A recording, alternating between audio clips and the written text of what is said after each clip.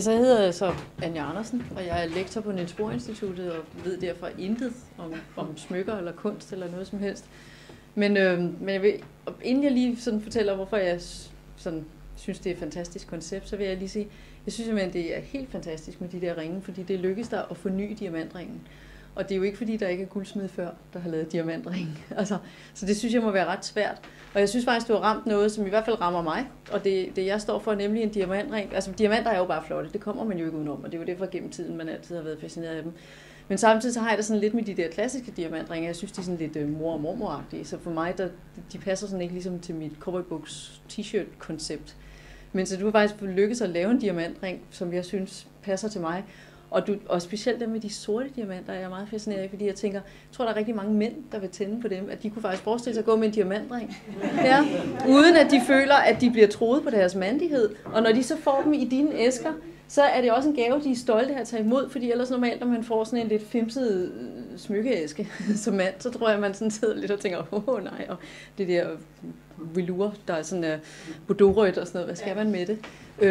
Så det synes jeg, altså der tror jeg faktisk virkelig, du har virkelig ramt noget i mig, det tror jeg, altså så det er simpelthen koncepter kommet for at blive. Og det jeg så synes er så fantastisk, det er jo, nu går der lige sådan fagnærd i mig, kulatomet, ikke? Det er jo simpelthen det simpleste af alle atomer, som findes på fast form. Ikke? Så du kan simpelthen ikke få det mere enkelt. Du kan ikke lave noget, fordi alle de andre atomer, de udtrykker sig kun på gasform. Så der er det så det rene luft, eller det rene gas, og op i røg og alt det her.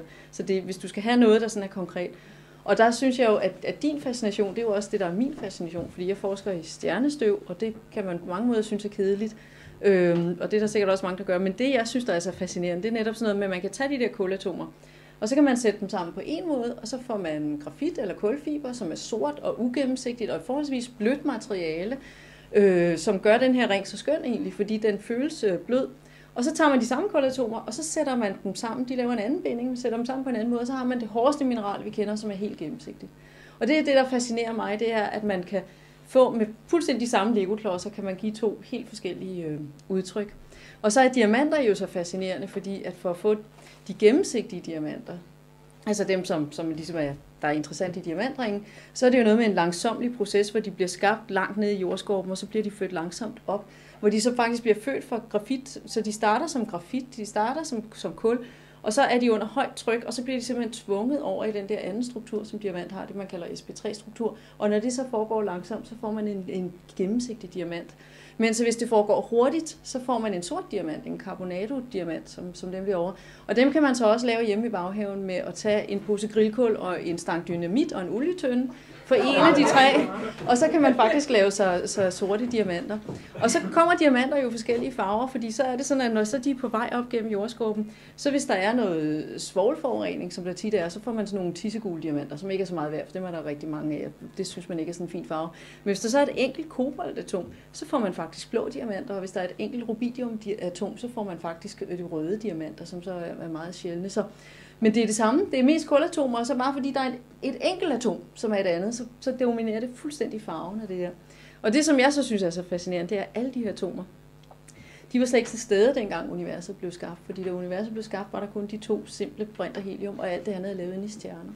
Og der er det så sådan, at de her kulatomer, som senere er blevet til diamanter, de er simpelthen lavet i stjerner som solen, så vi har simpelthen haft stjerner som solen, der har levet og døde, og når de så dør, så sender de deres kulatomer ud.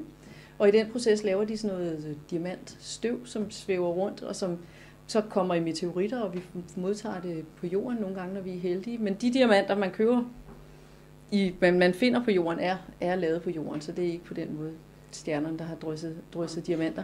Men til gengæld guldatomerne, som er i den ring, der er derovre, de stammer direkte fra en supernova, for det er sådan, at alle guldatomer er lavet i supernovaer, som er sådan store stjerner, som eksploderer, og laver de sjældne grundstoffer, så det er sådan noget med uran og guld og bly og platin, det er alt sammen lavet i supernovaer. Og der kan vi gå ind og kigge på de enkelte isotoper, som man kalder de forskellige varianter af guld, så kan vi simpelthen sige med ret stor sikkerhed, at der er 6-8 supernovaer, der er eksploderet, altså kæmpe stjerner, der er eksploderet og har sendt deres guldatomer ud i universet, som så senere er blevet samlet til solsystemet og jorden, og de har så leveret den mængde guld, der er på jorden i dag. Så derfor er guld altid en god investering, fordi der er kun en endelig mængde guldatomer, ikke bare på jorden, men også i universet som sådan, og man kan ikke lave det i kælderen på Niels Bohr Instituttet. Vi har prøvet de sidste 2000 år, har alkymisterne jo prøvet at se, om de kunne lave deres eget guld. Det er ikke lykkedes endnu.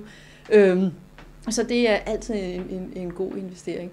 Diamanter derimod, det kan man jo så godt lave der med dynamitstangen, så det er en mindre god investering. Og der er også visse former for diamanter, som er metastabile, sådan så man kan faktisk risikere, at de sådan spontant faktisk omdanner sig til grafit, sådan så du ved bedst, at man sidder der med veninden og siger, se min flotte diamantring, så siger hun, det ligner jo bare sådan en klub grillkål, du ved, så hvad fik han for den? Så det kan jo give sådan forskellige ting.